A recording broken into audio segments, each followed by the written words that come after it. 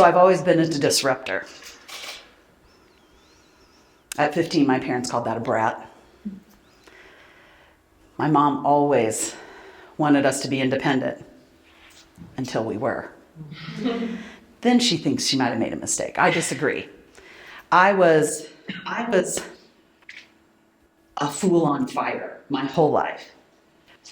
As a teenager, in my 20s, in my 30s, I started to get some new awareness in my 40s. And what was interesting was in 2008 was the first time I think I'd really had a smackdown. You know, I'd been very successful in my photography career. I was lucky enough to work for 2 studios, 2 different ones, which doesn't happen a whole lot anymore. And so, again, I was a fool on fire because I really hadn't had like this confidence smackdown. And 2008 was that smackdown. And I almost lost the business. And I lost myself. Even though I waited tables for a month and found out I could have had one more client. That was a huge lesson for me. And then as 2009 and 10 went on, I kept working. I kept going through the motions, but my confidence was just absolutely in the toilet. And I felt like I didn't know who I was anymore because I'd never had such a hard, it just had never happened where every year we grew. And then all of a sudden, from 2007 to 2008, we lost 100 clients. It's no wonder I couldn't pay the bills, right? So that was really scary. And I went on, and then I worked with Nancy McKay, who's an equine therapist. I got in a round pen with this adorable horse named Chester. And I never really understood how much horses could make a difference in your life. And of course, Nancy was guiding me through this talk. And this horse was in love with me. He came up, was just pushing. And then he started running around the round pen. He was a little cart horse, so he wasn't much taller than me, named Chester. And he would roll on his back. I mean, it was the most hilarious thing ever, like a dog. I'm like, I didn't even know horses did that. And I mean, I just had this renewed sense of who I was. And she reminded me that I am everything I'm supposed to be. And she helped me to crack that open because I had started having success again.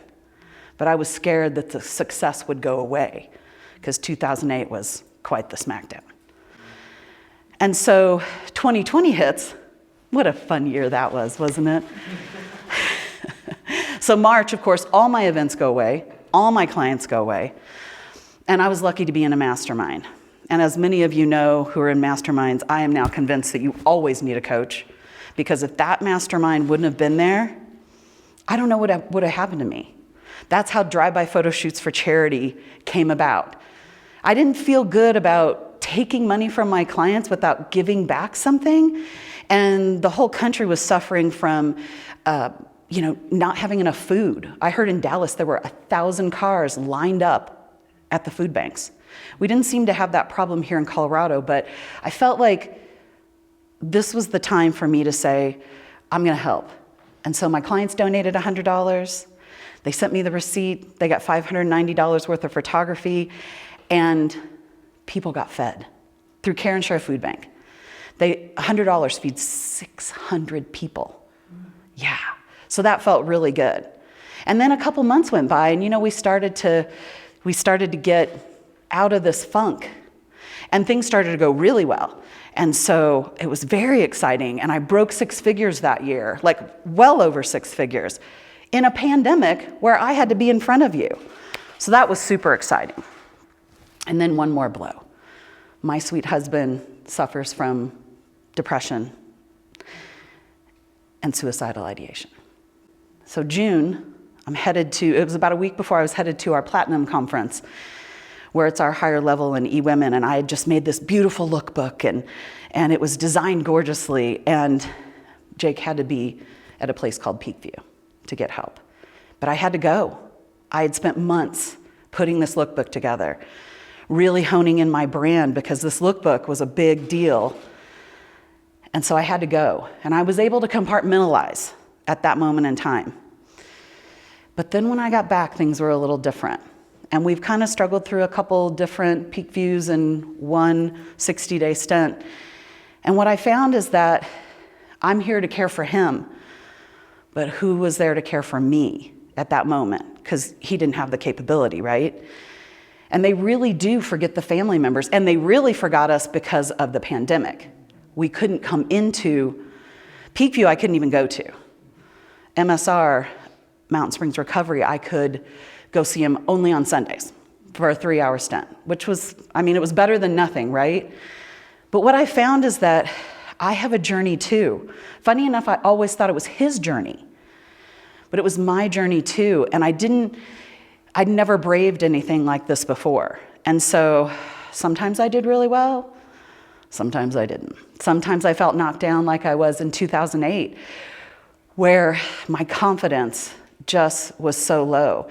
And riding this wave of mental, trying to get through this mental health issue and then help others too. We posted online. Actually, Jake gave me the permission to post online about the journey. So once a week I would post about the journey. And I didn't realize how many people, I mean, we're not alone in anything that we think. That's what I want to impart today is we're not alone. And it's funny, you think you're alone, and the minute you start talking about it, you take away its power. And you understand that you are not alone. And so I've struggled through, I mean, all of us have our times when we're like, I don't want to get out of the bed, right? Well, I've struggled with not wanting to shower. This was over the holidays. And just not wanting to do anything except for watch RuPaul's Drag Race. Right? I mean, things that make you laugh. And so really what happened in the end was I was sick and tired of being sick and tired. And I said, okay, we're going to ride this roller coaster.